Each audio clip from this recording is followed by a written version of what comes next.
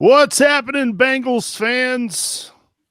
Welcome into a somber edition of Inside the Jungle. Glad you're with us here on this Tuesday evening. Lots to discuss, as you can imagine, as the Cincinnati Bengals fall over the weekend to the Washington football team, 20-9. We all know, of course, why that happened over the weekend. Joe Burrow certainly missing for quite some time after tearing an ACL and MCL and supposedly some other damage in that knee of his.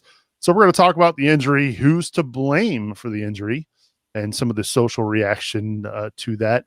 We'll also look ahead to this upcoming game against the New York Football Giants and where the Bengals can go from here. We will have phone lines open a little bit later on in the show, so make sure you get in touch. 513-572-7757 is the number to call us, or you can also email us inside the jungle pod at gmail.com. And while you're at it, follow us on Twitter as well at Inside Jungle Pod. I equate the injury on Sunday afternoon to Joe Burrow to something a lot like this. My kids play a lot of indoor soccer, and they play in those big sports domes, right? And every so often, one of those emergency exit doors goes flying open. And when that happens, you just get a whoosh of air just evacuating the building immediately. And that sound you're hearing is the whooshing of the collective air amongst the Bengals fan base right now, because it is escaping at the moment. And what you're also seeing is Bengals head coach Zach Taylor doing his best to try and shut that door and slam it shut, because it's almost impossible to do. If you've ever been to one of those sports domes, and I know you have, Mickey. Yep. It's exactly how that feels right now. I mean, that's a good analogy. Zach Taylor will tell you the air is not whooshing out. There's no sound. Ignore that. But yeah, there was definitely a whoosh. We felt you could see it in the players. You could see it. I mean, if you were on social media at the time, it was pretty terrible. I don't know. Honestly, Nick, in that game, even before the injury, I was holding my breath, and there was at one play earlier. I don't know if you remember.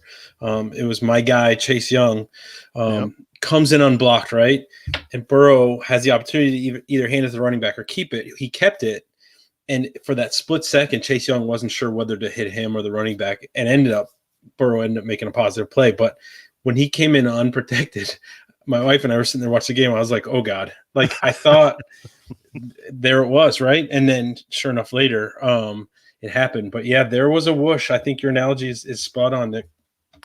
Yeah, the sound of the Bengals fan base just not only from the collective gasp of when you see Joe Burrow laying on the ground holding his knee, but then just everything else that goes along with it, right? I mean, the finish of the game with Ryan Finley at quarterback, not great, Scott. I mean, I'm sure you, among many Bengals fans like myself, the minute we saw him, dropped a massive F-bomb. I know I did.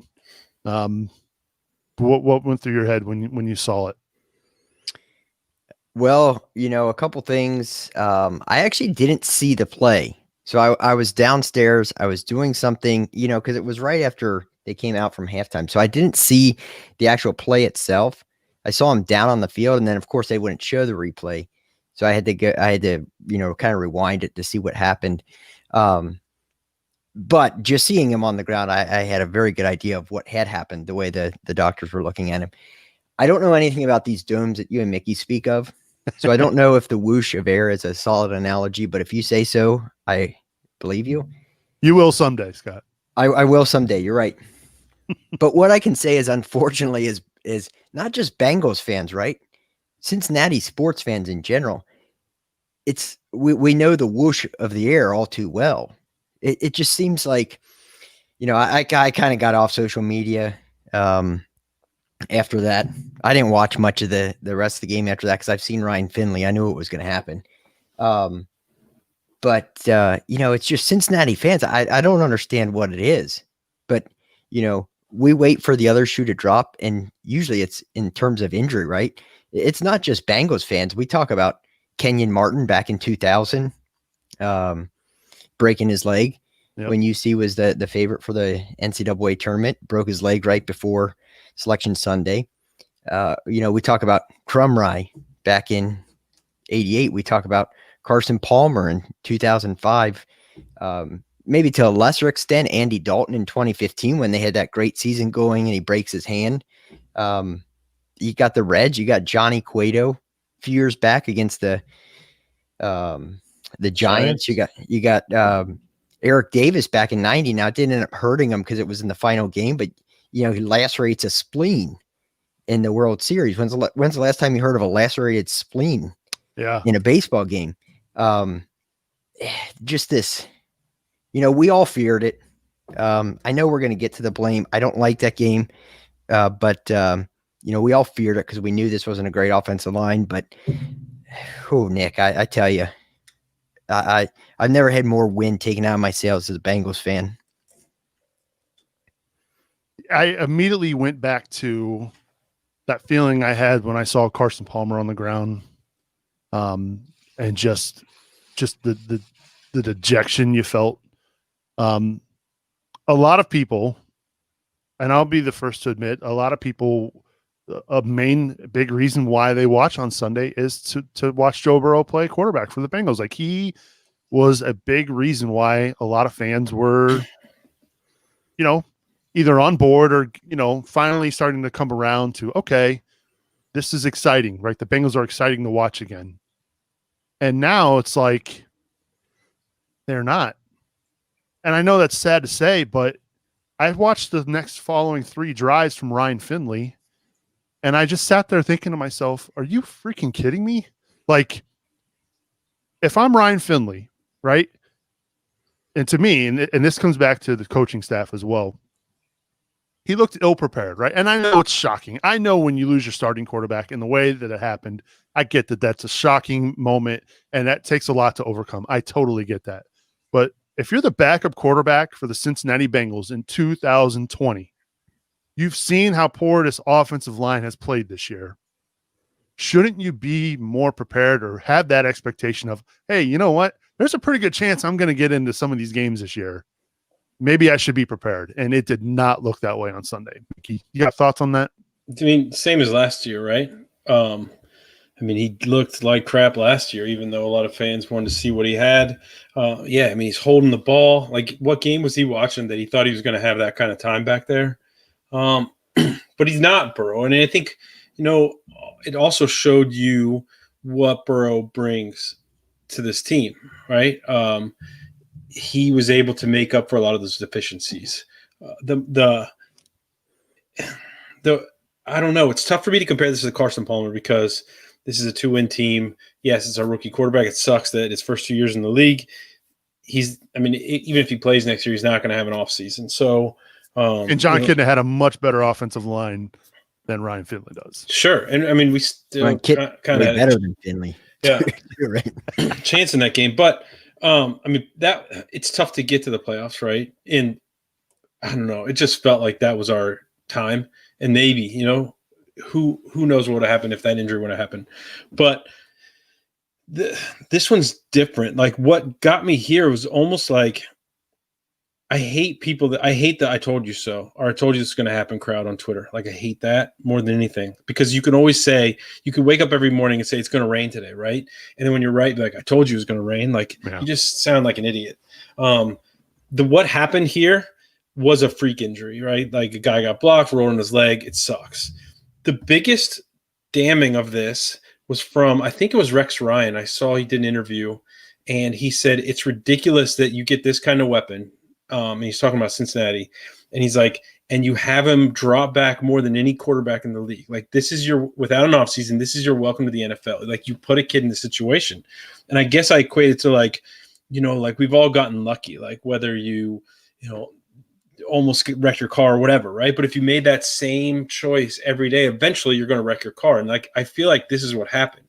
And I think it's damning for the coaching staff. The talent's not there. We get it. And the other Twitter people I'm going to jump on are the ones like, oh, they've had 6 months to improve the line. Like, who are you going to get? Like, who are you really going to get to improve this line? Like, this is your bed. This is where you have to lie in. But man, we need to approach this differently, to not put the kid in the situation, and we didn't. Right? We were finding success with him dropping back an insane amount of times. We even saw it early, and I think we talked about it earlier this year. He's throwing the ball too much, and I mean, yeah, the Mixon injury probably hurts, but Gio was doing well. I mean, the Bengals have a decent run game. It's just it's almost like we set this up, and so I'm not as shocked as I was in 05, if that makes any sense. I'm glad you brought up Gio and the running game, Mickey. You know who the leading rusher on Sunday was for the Cincinnati Bengals, yardage wise? No. Ryan Finley. That 19-yard run, he was the leading rusher in the game for the Cincinnati Bengals. That tells you all you need to freaking know. How many attempts? Like, what was our 1? Oh, we had 18 attempts for 70 yards. That's it. I mean, Burrow not set the record, but he threw more completions in the first half of the game than any quarterback in the league this year. And those were the stats. Those were the stats we were Burrow breaks another rookie record. Like, those aren't good records to have. Like, that doesn't show success, right? Like, it shows that you're putting this kid in the wrong situation. Like, all the records he was getting in the first couple of weeks, and we're still there. Yeah. 18 carries, 70 yards, Scott. I mean, I agree with a lot of what Mickey said. And that's why I got off Twitter, because I hate I knew this was going to happen. The blame game going on Twitter. It's tiresome. It's old. It's not even accurate. But where I will say this is, as far as the amount of attempts that he had is, it's one of those things where the kid proved that he's able to do it, right? And so everyone who's saying, yeah, they should have limited that, those would be the same people that would be like, why aren't they letting this guy, put the game on his shoulders? Like, he can do it. I mean, everyone who's complaining that the Bengals were throwing too much or the way they were scheming, not a single one of those people is complaining about Justin Herbert and about what the Chargers are doing. I'm looking at Herbert. Herbert threw it 49 times last week. 32, 42, 43, 43, 34, 25, and 49. So they're doing it with Justin Herbert, and you don't hear anyone in the media saying that the Chargers need to run the ball more, right? Every single one of them is saying. But how many times has he been sacked? 19. I mean, we're on pace to set records. He's not getting hit as much. Not anymore. I mean, Burrow's 4th. He's been sacked. There's 4 other people, I think, they've been sacked more than him. He's got 28. And to that hits point too, and hurries. I mean, it all plays in. Sure. But, you look at that Washington game, and he hadn't been sacked yet in that game. That's a team that was top 5 in the NFL in sacks. So it's not like, he had been getting hit in that game. So I know it's easy to say, look, this offensive line was bad. We knew it before the season. It's gotten better. It's still not a good offensive line. But it's one of those things, guys, with the injury is you can't prevent it, right? I mean, like Mickey said, it's a freak injury. He could have done it rolling out. He could, I mean, it's like the Palmer injury. That was one of the best offensive lines we've seen as the Bengals, for the Bengals. That was Eric Steinbach's guy, that got to him. Like, I'm not trying to make an excuse for this coaching staff. Don't get me wrong. I don't like Jim Turner. I'm not really sold on Zach Taylor. But to say that, hey, they're the reason that he blew his knee out, come on now. I don't think that's fair. I'm going to go back to the point with all the dropbacks, right? And you mentioned that you said that Joe Burrow showed that he could do it. And I'm going to steal a line from Independence Day and Jeff Goldblum. You spent so much time wondering if you could do it, you didn't stop to think if you should do it. Should they be throwing the ball so much? And this is where maybe it kind of came back to bite them a little bit. Because, I mean, at some point, if or it becomes clear that that's all you're going to do, what are teams going to start doing? They're just going to tee off, right? And early in the second half, the Redskins pass rush, it got a little, they knew that's what the Bengals were going to do, was going to throw the ball. And if you're not stopping it, though. No, but what I'm saying is it just makes it more predictable. So you can call more blitzes. You can call more, other schemes. As if you know it's just going to be a pass, you know what I mean. You're now putting yourself out there. You're risking more because if you don't even show the threat of running the ball, right? 18 carries for the game. Gio Bernard has 9 carries for 18 yards. And I know that's not all on Gio. I mean, I know the line up front wasn't doing enough to do that, but I don't know. I think you can't be one-dimensional in the National Football League because defenses will tee off on your quarterback. True. I mean, yes and no. I mean, the Patriots have shown us for how many years that running the ball wasn't necessary. Wasn't necessary, but effective at times, right? Like that's where we didn't see Tom Brady dropping back, 50 times a game. He also had a better offensive line. He also blew his knee out. He did on a very similar play. He did. So the I saw a lot of that this weekend. A lot of, Tom Brady blew his knee out. Look, and he turned out to be fine. Carson Palmer blew his knee out. Turned out to be fine-ish for the Bengals. He'll probably be fine. I mean, he's young. I think he will be too. Medicine's incredible. He'll be fine. He'll come back. This season's a shot, but I mean, that's not the issue. Like, I still have issues. I guess it just stirred back up all my issues that I had around the draft, Nick. I have no issues with Joe Burrow. I think he's an outstanding player. I think that if the Cincinnati Bengals are truly rebuilding and you have the opportunity to trade that for 3 first-round picks, you take it. And my friends always rib me and say, do you think the Bengals would hit on 3 picks? Probably not, right? But it's all hypothetical, right? In our bubble here, we can talk about it. But if I'm a GM and I have the opportunity to rebuild my team and I can start with 3 first-rounders, I'm taking that all day. Chase Young, we can talk about no sacks. That guy was a force in that game, right? He caused the fumble single-handedly from the other side of the field when we were going in to score, and he just was disruptive the whole time, and he was getting two men on him every time. And with Cincinnati, he's probably not making that. But what was interesting, again, bringing up my wife, who's a Chiefs fan, she's like, Bengals don't have anyone like Chase Young on their roster with that kind of attitude, with that kind of swagger, right? Like Perfect had it, took it too far, but we don't have that kind of bite. And I don't know if that comes from, I don't know where that comes from, right? Like Burrow's not that guy. Like he's a gamer, good kid. I think Burrow's got some swagger. I was going to say, I disagree. I think Burrow is that guy. No, not at all. Not at all. You know who was even more dominant than Chase Young in that game? Joe Burrow. I mean, he was tearing up the Redskins before he got injured. They were going up and down the field. So I don't know. Mickey, you and I disagree on this GM one.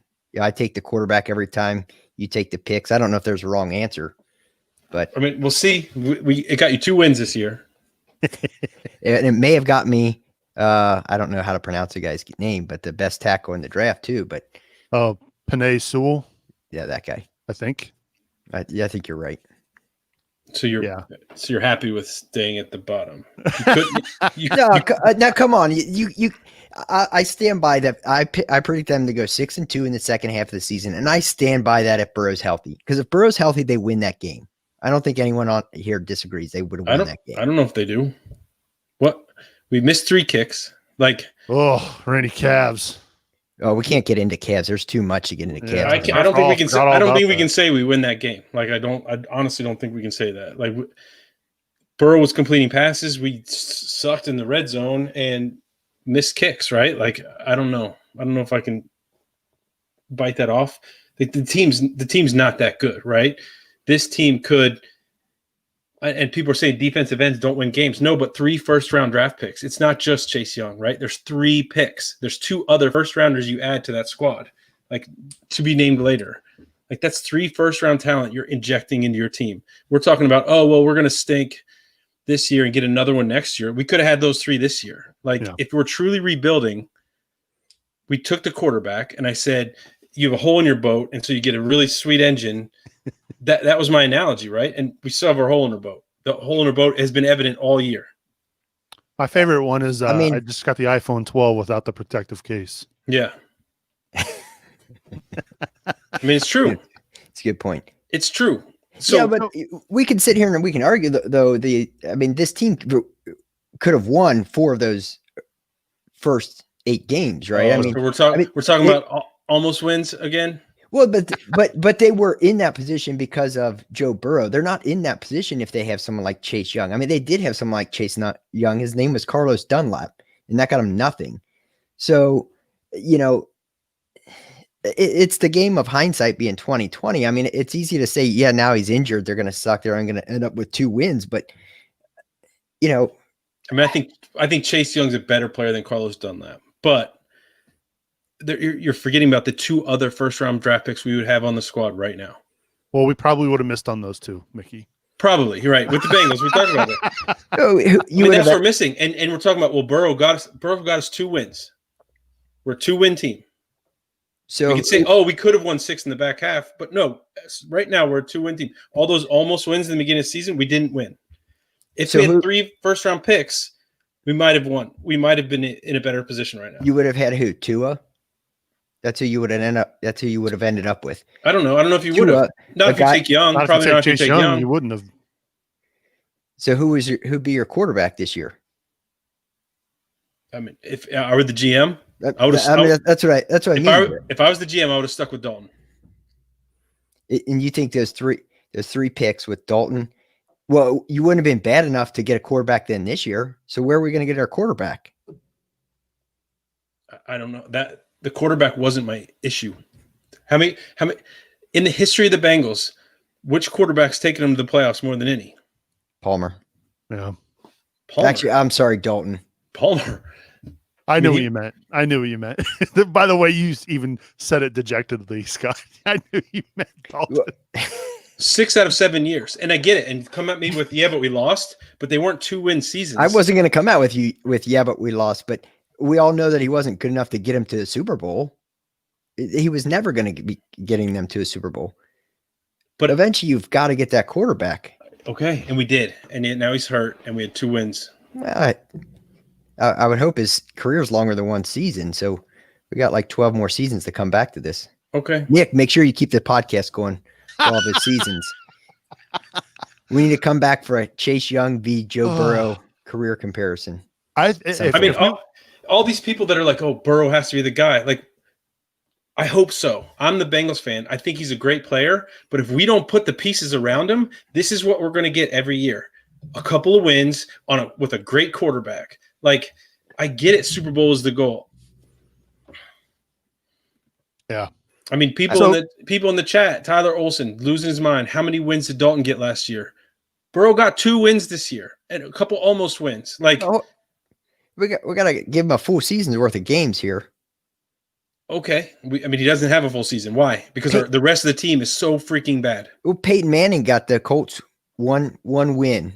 Who would you rather have on this team this year, Dalton or AJ Green? Did the Colts make a bad decision by taking Manning? Or the Cowboys? The Cowboys won 1 game with Aikman. They also put teams around that. And the Cowboys and Aikman, there was no cap. Like, they spent all the money in the world. The Cowboys and Aikman had the best roster of any football team we've probably ever seen. Yeah, but they were 1-15 the first year.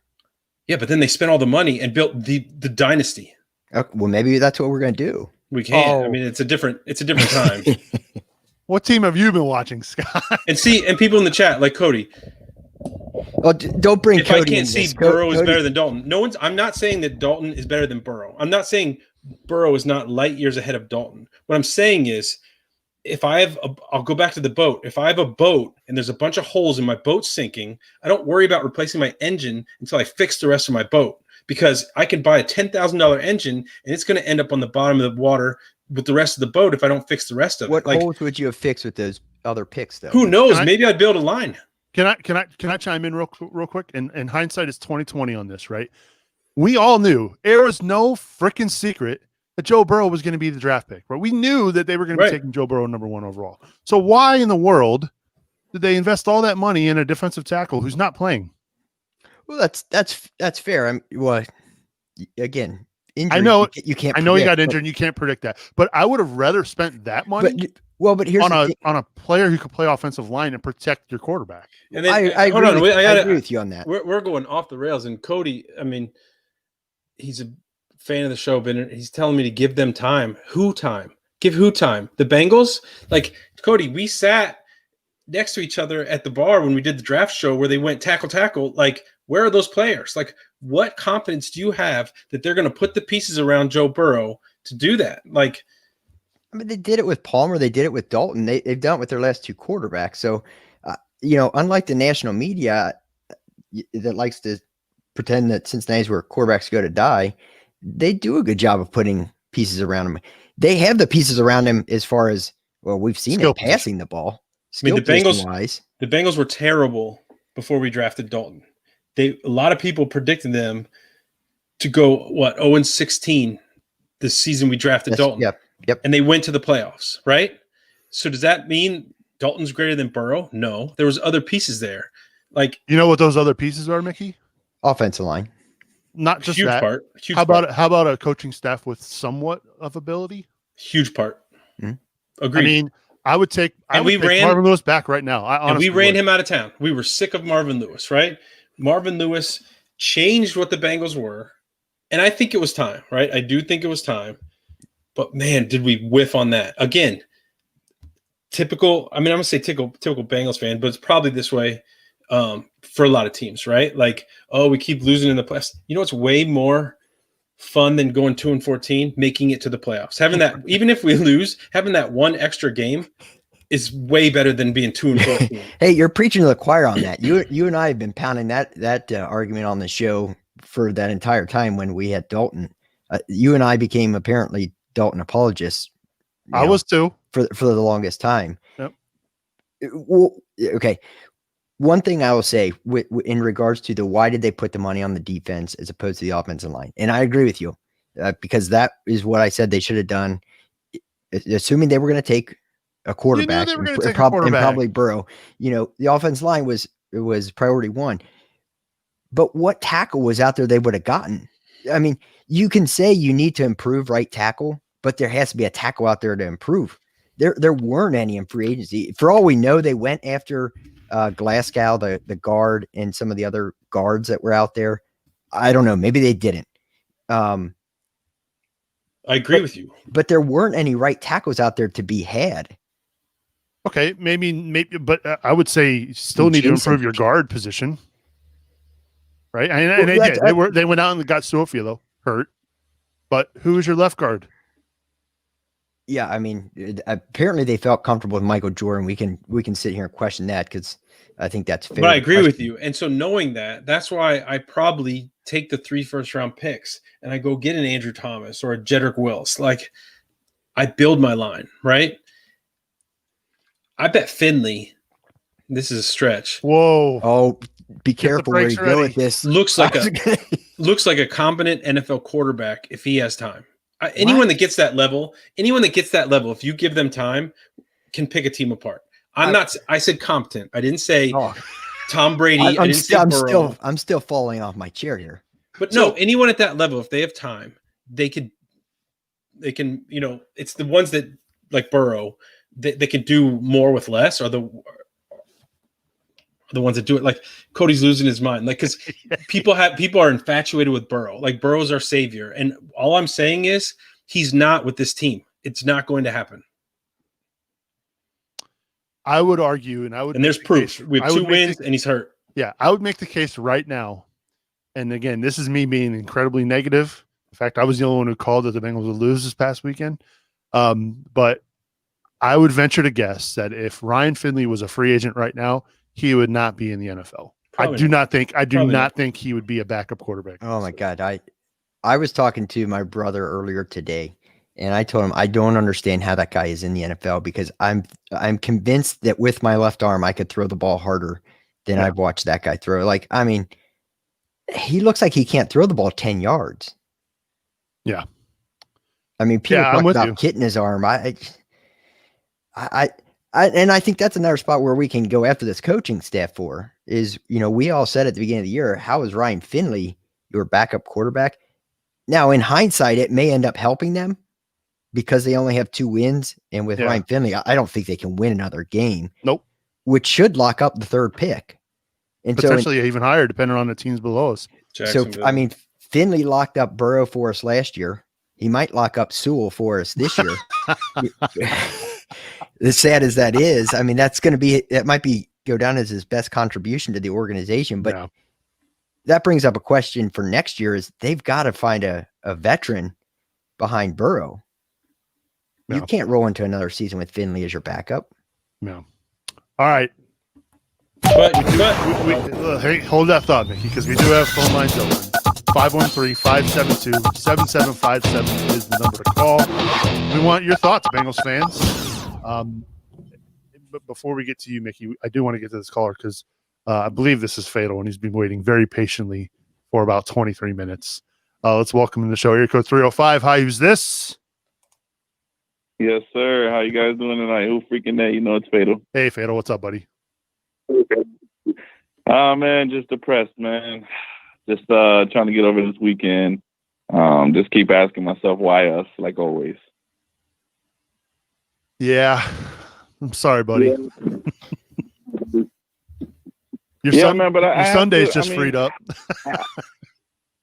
Yeah, I know, man. That's what I was about to say. I got the Sunday ticket. I bought the Sunday ticket just for Burrow to see the Bengals, and that's down the toilet. I mean, I guess I'll still watch because I paid, but I'm mostly watching other games. But that was just depressing. Like, I didn't even watch football for the rest of the day when he got hurt, man. Yeah. But I will say this, man. You know, I hear what the guys are talking about. I hear Mickey's point, but I just don't agree. I think you have to go quarterback. I think you have to.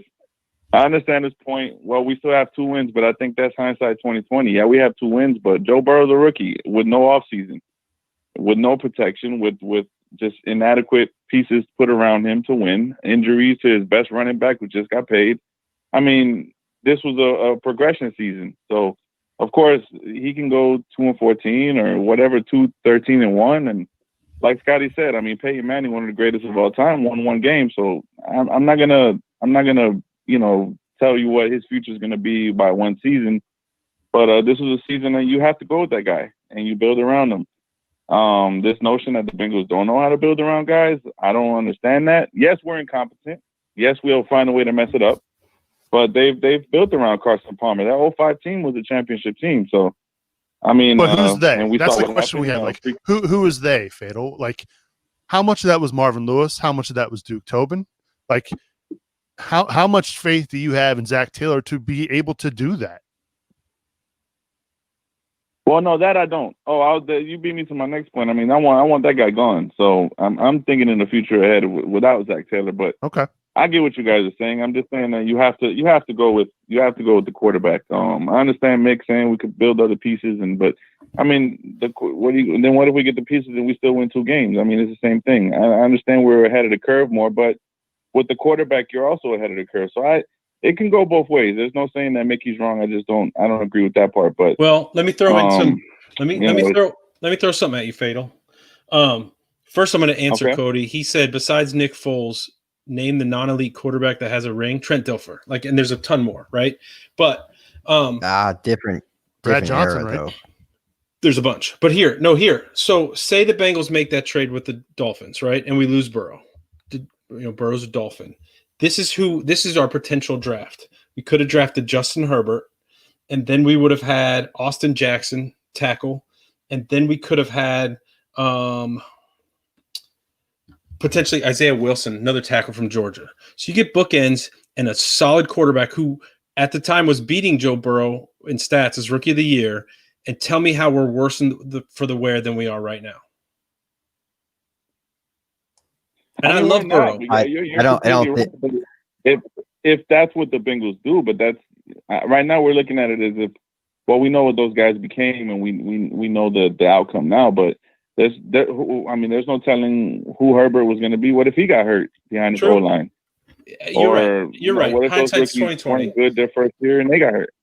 But you're right. Herbert being the guy. There's no right or no wrong. I mean, I get your point, but I'm not mad about going with Joe Burrow if that's the debate we're having. Yeah. So I guess on a 0 to 10 scale, Fatal, what's your confidence level with this current coaching staff now, the rest of the season and going forward? It's -1, man. I'm not even at 0. I'm not even at a radar of positivity at all. I need to see this guy gone, man. There's just no. I understand he's had a lot of stuff plaguing him, but I mean, to me, the decision making was terrible. You know, like you guys said, it's a freak injury. He could have been throwing the ball 15 times a game and gotten that same injury. Sure. But the reality is, like you guys said, I hate the crowd saying "I told you so." That is stupid. That could have happened as a freak play, but also the other side of it is you can't be 29 times in the first half and we're only up 9-7. I mean, that it's not making a difference. It's just you're putting the kid in danger, and it was just horrible. I need to see everybody gone, or I just can't support this. I don't know how you keep Zach Taylor after this. I hear you, man. I hear you. Fado, as always, appreciate your patience and thanks for calling, buddy. Thank you, guys, man. You guys are always awesome, and you guys have a great one. Hope your family stay safe, and who freaking day, man. Have a happy Thanksgiving too, buddy. You too, brothers. Be safe. That's Fatal Content leading us off here on the show.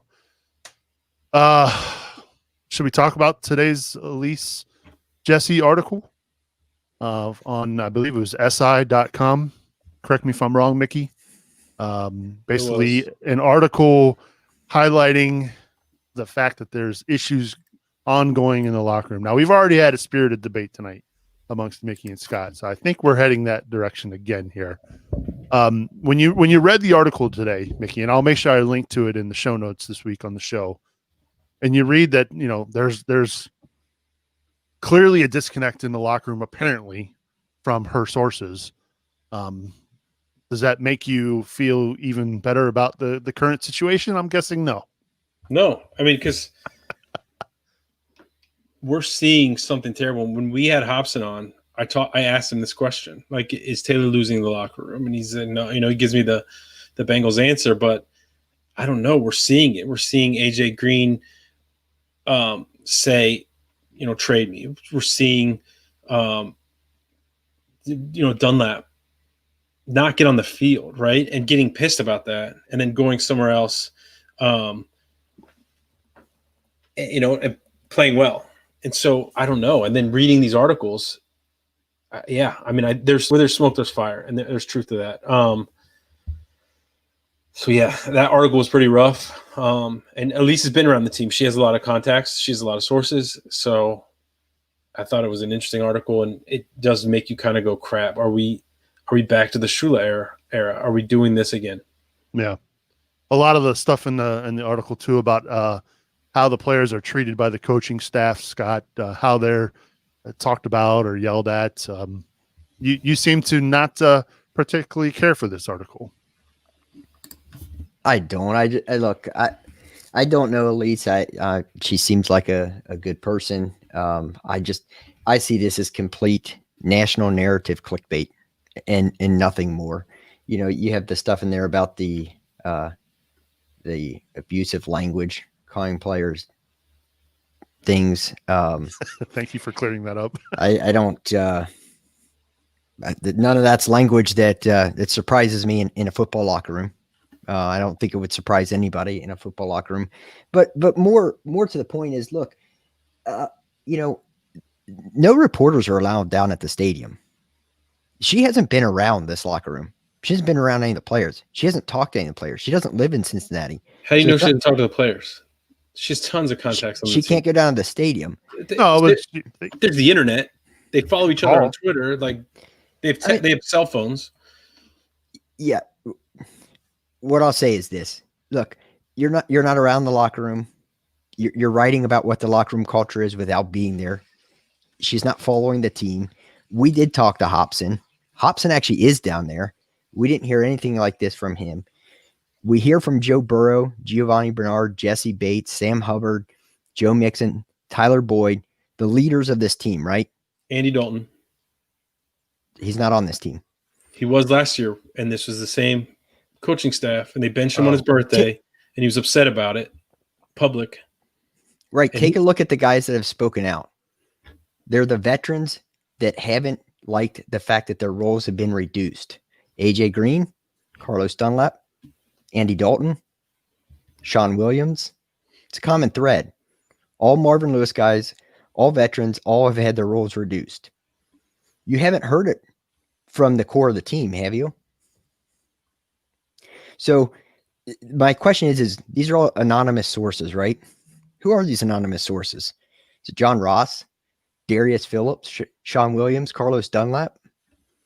I mean, we hear from the leaders. The leaders aren't saying it's a problem. So who are we believing? John Ross over? What are you hearing from the leaders? Who's the leaders? I just named them: Burrow, Hubbard. So Boyd, you see their press Giro, conference, Joe and Mixon. you think that's where they're going to air it out? No, it's not. But I don't think they're doing that and then going to at least Jesse behind the scene. I mean, look around the people who are around the team. Is anyone else reporting this? Daner, Morrison, Ben Baby, Tyler Dragon, Richard Skinner. Is anyone else reporting this? So I go back to, where is she getting this from? I think it's clickbait. Or, as you mentioned, maybe it's from a disgruntled player who we mentioned, maybe like a John Ross, or that we know wants out, tried to get out, didn't work. Maybe she talked to Carlos. I see your point too, Scott. But I mean, this type of article, whether you're in the leadership group and happy with the direction that this coaching staff is taking things, or clearly not everybody's on board, right? And so that's not what we're hearing. We're hearing the complete opposite, right? Like Zach Taylor, I mean, he even said it after the game. He didn't notice a difference in the morale. Like, what game were you watching? Right? We all saw it. I mean, there was a play in the third quarter when Ryan Finley drops back to throw, and he throws it out there to the flat. I believe it was to I can't remember which receiver it was, but he just jogged off the field because he was nowhere near him, and it didn't even look like he really even tried for the ball because it looked like he gave up, like much of the offense did in the second half. So, I mean, I don't know. I don't know. I don't know what to think. What I can tell you is Zach Taylor still has yet to win a road game in his year and a half plus of working as an NFL head coach. I think whether you agree with her article or not, it doesn't paint a good picture. And this is a numbers-based business, right? And if you're not getting wins, this is the kind of thing that's going to happen, right? If the Bengals were winning and they were in the playoff hunt, this article would not be coming out. Would you both agree with that statement? Winning solves everything. Yeah. Yeah, I'm not taking my issue with this article has nothing to do with my support for Zach Taylor. I mean, Zach Taylor has shown me no reason to get behind him yet, right? That's not what I'm saying.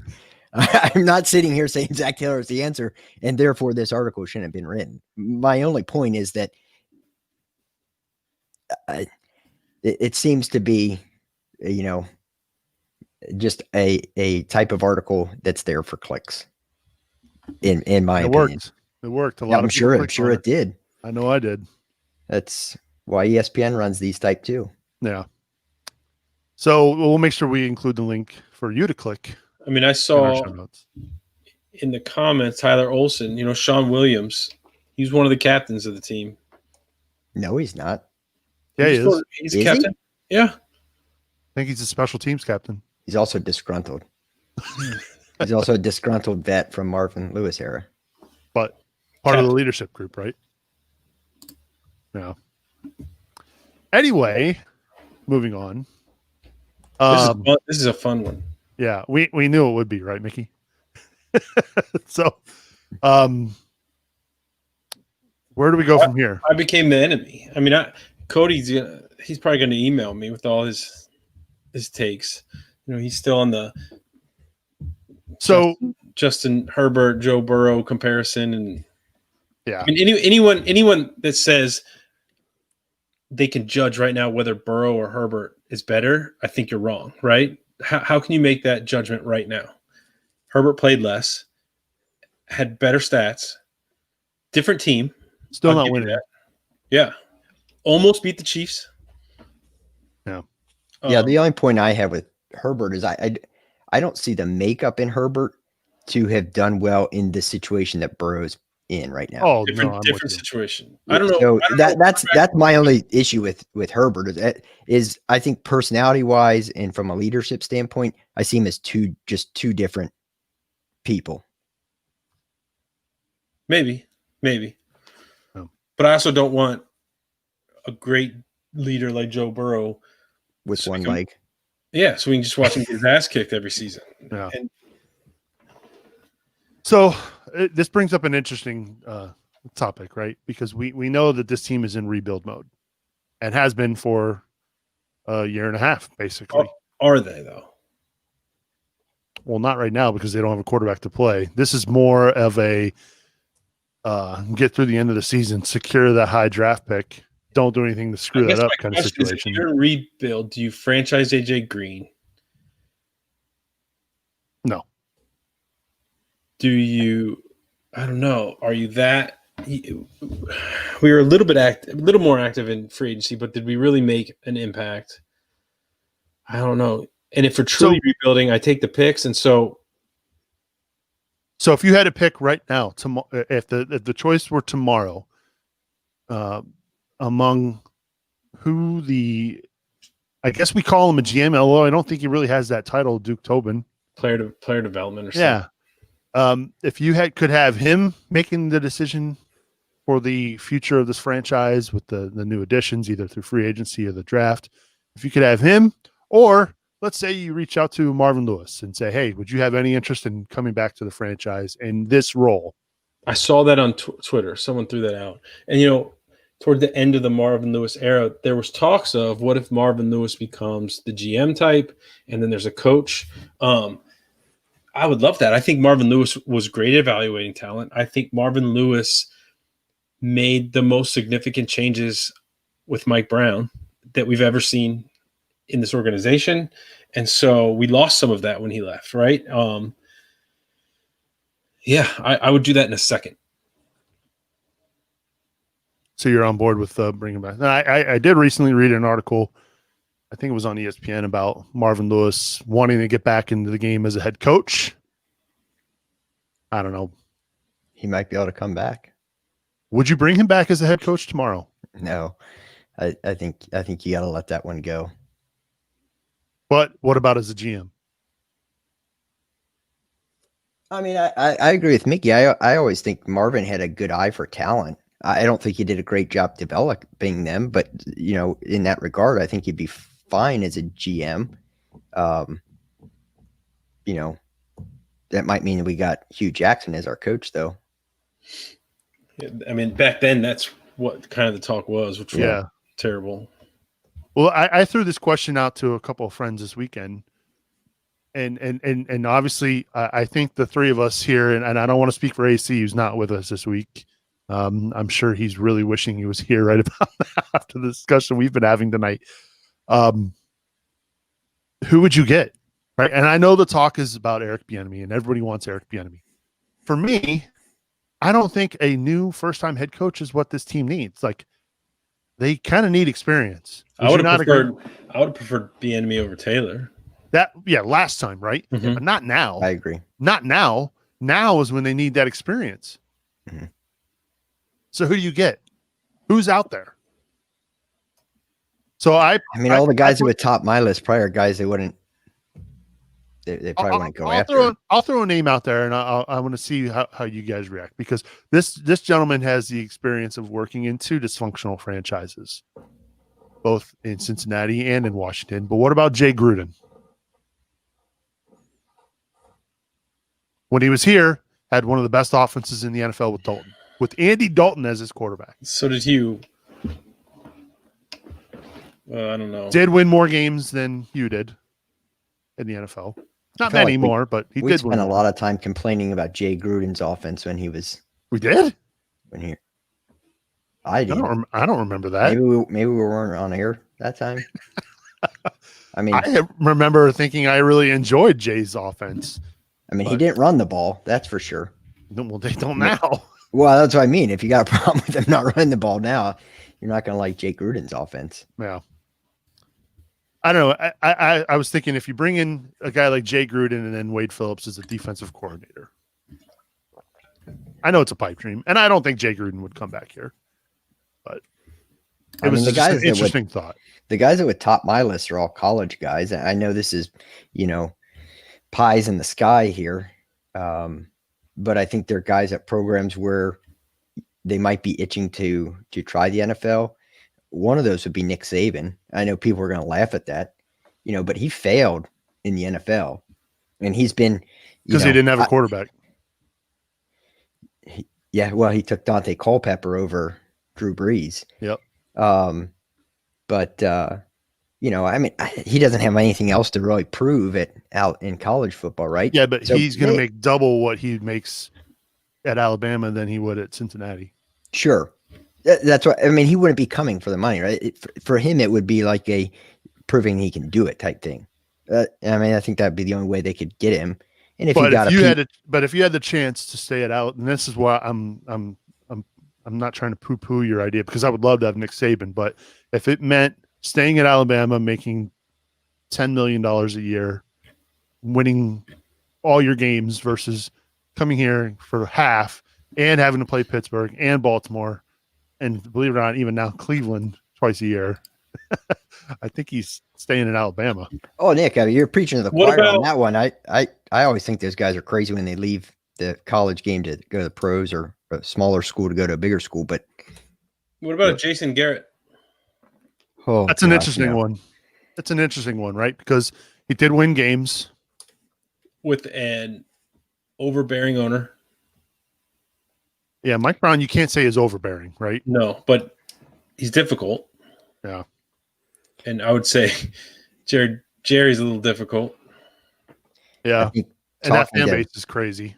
Talking to Cowboys fans, they would my cousin's a huge Cowboys fan, and I always joked with him that Jason Garrett and Dak Prescott were Marvin Lewis and Jason Garrett in Dallas, right? I mean, they were, kind of the same. They were two peas in a pod. I just see Garrett as Marvin Lewis, actually a less effective Marvin Lewis. I don't know. That one intrigues me. Really? What if you could bring in Jason Garrett as an offensive coordinator? I know that's what he's doing in New York right now. Speaking of which, who the Bengals play this weekend. And Nick's looking good there. He's getting better every week. He is. He might have a big game this weekend against us. Oh, man, I'm going to be throwing touchdowns left and right. Man. Yeah. So if you could trade, it's not Marvin Lewis. Just maybe, Stephen Reed wants Dick LeBeau. I'm for it. Do it. Dick LeBeau. It's Reed. So 2003 called. They want their team back. Hey, I like his energy. I like what he's bringing. I mean, I love me Dick. Fatal says Garrett was their Marvin. And if that's so, would you take a coach back that'll take you to the playoffs 7 times? I thought Marvin got too much of a bad rap here. I was one of the ones that said, hey, he's getting us to the playoffs. I do think it was time to go when he left, but I was not as much of a Marvin hater, I think, as most of the fans base. I think it's time. But no, I'm saying right now, would we do that? Would we bring in a coach? We may not go to the Super Bowl, which, you can't predict, but we will be at least in the postseason discussion every year. I mean, if you're asking me, would I take Lewis over Taylor right now? Yeah. Yeah. I mean, if those are the options, right? I mean, yeah, I would take Lewis over Taylor. I think we all knew that Lewis's teams were at least going to be well coached. Now, they may not be prepared on the big stage, but I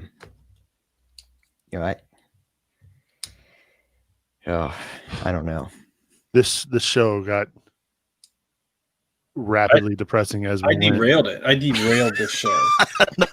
In Twitter, I wanted to throw this out there. This is a new topic, kind of, but so many people are talking about the young Twitter fans, right? Which everyone deals with this their own way. I love it. There's the people that get pissed. There's the people that fire everybody. There's the people hey, let's be positive. And everyone needs that. Everyone I'm needs their sick of the space. positivity. Give me a freaking rest. Everyone needs their space, but the ones that are getting me are like, man, now I know what the '90s feel like, and I'm like, no, you don't. You You don't. have no clue. Yeah. You still remember what playoffs were like. Like, you don't know. Yeah, there's just the amount of positivity and quit blaming the team and quit blaming the coaching staff. Like, give me a freaking break, right? Like, fans are allowed to feel how they feel. If you've been a fan of the Bengals for this long, like we have, you have every right to be upset and frustrated and to be able to air those frustrations. Well, that's where I think I get so frustrated here with a lot of this conversation on Twitter, Nick, is all of these people that are banging on the Bengals, and far be it for me to defend this franchise. This franchise has earned the beatings that they get, but the narratives that are just out there from the gremlins got him. His computer died. That must be that Windows update. No, so I was looking at the records, Nick. I mean, I'm older than you. perspective. There, he's back. We totally lost you for the last 15 seconds, Scott. We have no idea what you just said. I heard you guys though. I remember the Super Bowls, right? And then 1990, the Bengals went 9-7, won a playoff game, then lost their next one. And then we didn't have a winning season until 2005. From 91 to 2005. Like, you don't know what the 90s are like, but we're kind of sniffing like this is what the beginning felt like. Like, we're there. We changed coaches, and we get that. And so I don't know. I'm more fired up now. Like, I don't want to return to that. Yeah, that's why I go back to hiring an experienced coach versus somebody new. And I think, don't get me wrong, I think Eric Bieniemy could be a great head coach in this league, but he's doing really good things out in Kansas City with a much different team and a much differently run franchise, right? I think we can all agree with that statement. So, yeah, and the one concern about him too is, I wanted Bieniemy over Taylor, but he doesn't call the plays out there, right? Taylor didn't either, though. What's that? Taylor didn't either. Well, I know, but I'm just saying that Andy Reid's still the one calling the plays out there. So, while everyone's excited about Kansas City and their offense, you're not getting the plays that Bieniemy's calling. That's being done by Reid. No. All right, let's do some predictions, shall we? Hey, ladies, quit your babbling, because now's the time in the show when all the boys pull out their cojones and make bold predictions. Believe it or not, there is a game this weekend. I thought the season was over. I was going to say, do we have to do predictions, Nick? The season is over, effectively. So I'm going to go first with my bold prediction because I never go first. You ready for this? Ryan Finley is sacked more times than the Bengals have points this weekend. And maybe that's not so bold, but that's my prediction. Yeah, I'm Cricket. It's definitely Love it. possible. Maybe we should change it from bold predictions to possible predictions. Accurate predictions. Oh, man. You got one, Scott? Oh, I had two written down here, but I don't think either one of them are bold. The one I had was that actually this is kind of bold. The Bengals score one offensive touchdown. That Um, that is bold. the other one was just that I watched the game. From now on, I will be watching all games time delayed though. I'm going to spend the first 2 hours being more productive. Then I'll join and catch up really quick. Yeah. That's yeah, man. I mean, yeah. Go on. I'm with you there. Mickey, you got a bold prediction? Man, I don't even. Well, I'll read some of these while you get a chance to think about it, right? Fatal says we lose by 17. That's bold. Tyler Olson's bold prediction is we don't score. Fatal's other bold prediction is we are a week closer to Sewell, the offensive tackle from Oregon. So, or Oregon, however you want to say it. I'm going to say we have 200 yards rushing 200 yards rushing. as a team. Wow. Stephen Reed, Burrow injury wasn't as bad as they said, and he will be fully healed by second half and come out and lead us to a win. I might take Burrow on one leg over Finley. How's Stephen Reed not your favorite guy, right? One-legged Burrow. They put Burrow back there just in a wheelchair with his leg up, and he's just throwing. No, they're going to give him a wheel, and they're going to call him a wheel Burrow. You see what I did there? Yeah, I see what you did I there. got jokes, folks. Oh, my gosh. We got Not just a quarterback for the Giants. He's also a comedian. Ben in the chat says, Alex Erickson with the punt return for touchdown. I don't know about that one. That's Well, another another bold punt this prediction. weekend. They should sit Erickson and put Ross's active. Is it bold if they dial up Kaepernick, see what he's doing this weekend? So I had a friend of mine. Mention that he's like, why not sign Colin Kaepernick?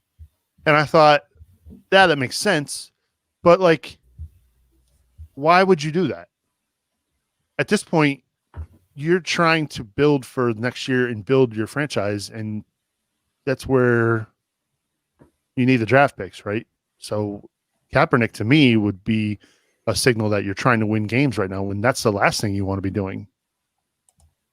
I mean, it's not like they have to worry about the fans not showing up. Right. I mean, I would do it if I got like a league minimum type deal, but I mean, I think he wants like a $20 million a year or something. Right. But I don't know. I still don't think we win many games with Kaepernick.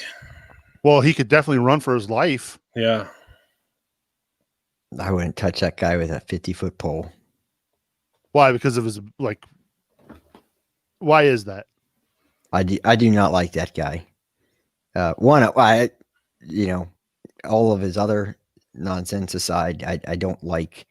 I don't think he's a good quarterback. So, last thing this franchise needs is more Drama. off the field drama. What if he played well and then signed with another team?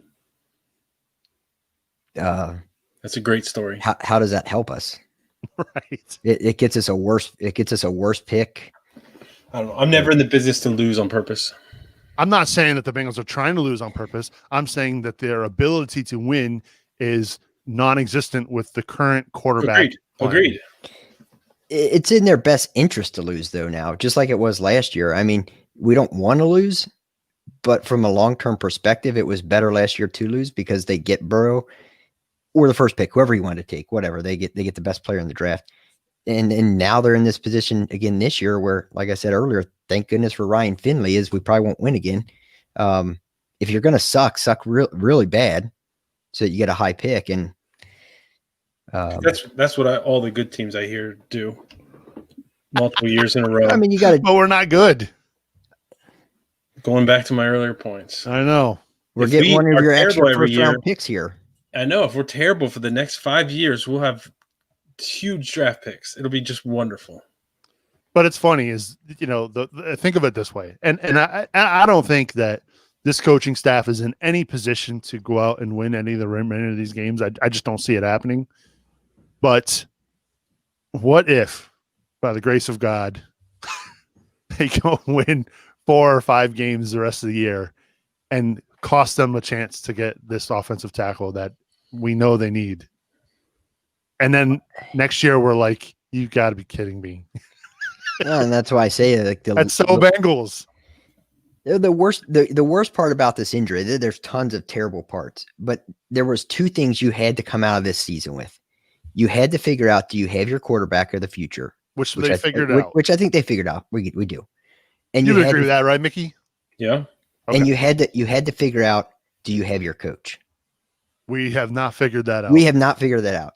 And with Burrow around, I think we stood a chance to at least figure it out. Without Burrow around, I think we can all Painfully agree, obvious. I think we can all agree that without Burrow around, this coaching staff, at least Zach Taylor, is going to get a 3rd season. I don't know if he will. If he would have finished bad with Burrow, maybe they fire him. With Ryan Finley, I don't see any chance that Mike Brown fires him. if this team quits like they did in the second half on Sunday, it looked to me like they quit. I don't think that was quit. I think that's the natural. When you have a big injury to the best player of your team, that unfortunately is kind of natural. You saw it in that 05 playoff game when Palmer went down. They had a little bit of juice for a bit, but boy, that second half of that playoff game, they were bad. As Cody says, 427-1. I don't think the Bengals can afford to go into next year with this coaching staff. Me personally, I do not think that. I think there's too much riding on the next year, right? Because what else do they need to do? They need to fill that stadium up when and if we can get back into that stadium. And I don't know if Zach Taylor and coaching staff will be able to do that. Personally. One question, though. Do you guys feel like it would possibly set Burrow back a little bit by bringing in a new coaching staff to learn a second offense in his second year? That would be my only concern. No way. Look what he learned this offseason without any training camp, which he won't have next year either. That's the only concern that I have. I don't have any concern about his ability to pick up a new offense and a new playbook. I think he's got too much of a great mental makeup to be able to do that. I have zero doubts about that. Mickey, you also agree with me, right? I hate the idea of picking up a new offense, right? That's what. But yeah, it's not just him because it is others involved. I get it, but that's what bad teams do, right? Like the good coaches are the coaches that look at the players they have and build the offense around what their players can do well. They don't come in and be like, this is my system. This is where you have to fit. Like that's what Bengals coaches try to do, and we suck at it. Like the reason why, I mean, Tom Brady's a phenom, right? But the reason why the Patriots stayed so good for so long, right? Sometimes they had receivers playing corner. They built around the players they had, and they ran offenses that made sense. Like, I don't know. Like, we need a coach that understands that. We need a group that understands that. Well, that's what they did with Burrow, though, this year. That's why we're throwing it so much. That's why they were empty backfields. Yeah. I mean, that was – Then bring in Joe Brady. Hire him from Carolina. I think they should have done that off the bat. Someone did say that in the chat. Yeah, many people have said that in the chat. Mickey, we never got a bold prediction from you.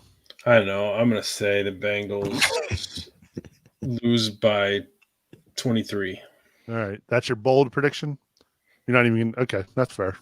I don't even want to give a score prediction because I think all three of us agree this weekend's going to be an L, which is such a bummer. Such a freaking bummer.